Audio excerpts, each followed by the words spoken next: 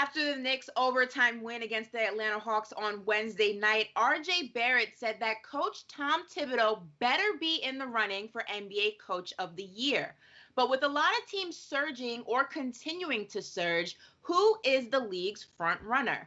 I'm Ashley Nicole Moss for Sports Illustrated, and I have Ben Pickman and Greydy Diaz with me. And guys, look, I can definitely appreciate RJ Barrett's comments. Coach Tibbs has definitely done a lot with very little, quote unquote, but there are a lot of other coaches across the league who are doing better than Tibbs. I mean, you look at Monty Williams and the #2 Phoenix Suns. He's finally having his moment in the sun, no pun intended. You look at Snyder out in Utah. You look at Doc Rivers out in Philly. So, Grady, let me ask you, who is your front runner for Coach of the Year?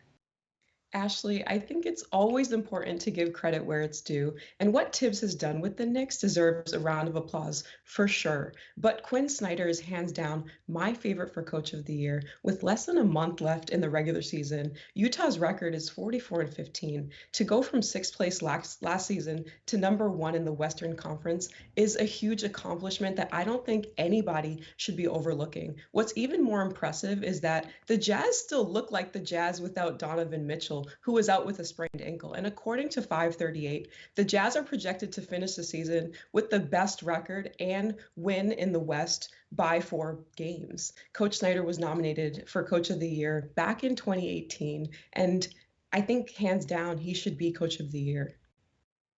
That's an excellent point. Going from 6 to #1 is not something you see very often. And all credit to the Utah Jazz, because a lot of people discounted them in that bubble. They said it was a farce, that it was just the benefits of a secluded environment. And interesting enough, Quinn Snyder is actually leading right now. If you look at Vegas in the odds of who is going to win Coach of the Year, Monty Williams is right behind him.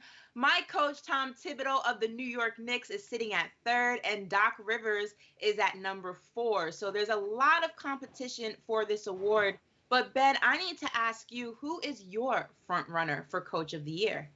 Well, first, I'd also throw Steve Nash's hat into the ring, but I'm going to also go with Monty Williams of the Phoenix Suns. And we lauded Quinn Snyder's accomplishments of getting Utah to the top of the Western Conference standings. But what Monty Williams deserves some major recognition as well. This was a team out of the postseason last year that very well could end up with the top seed in the West, if not likely #2 overall in the Western Conference. The Suns are a franchise that hasn't made the postseason since 2009-2010. Last year, Monty Williams' first season with the club, they were just 34-39. This year, they currently have just 16 losses, 42-16. You look at Phoenix. Yes, they've added Chris Paul, and he's fit in incredibly well. They've added Jay Crowder. He's also fit in pretty well. But we've seen development from guys like DeAndre Ayton and McCall Bridges as well. So this is a team that has really been lifted through Monty Williams' presence. If Phoenix finishes with the top seed in the Western Conference, which I think is something that is very possible right now, considering Donovan Mitchell's injury and just how well the Suns have been playing,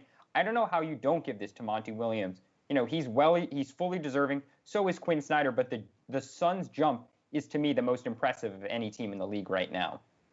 I'm definitely a big fan of Monty Williams and his entire career. I mean, you've seen him go from the bottom to now the top, and it's just inspirational to see. I'm definitely going to disagree with you when it comes to Steve Nash. I think it's easy to be a great coach when you have all that talent that he has, but I don't get a vote. But if I did, we all know who I would be voting for.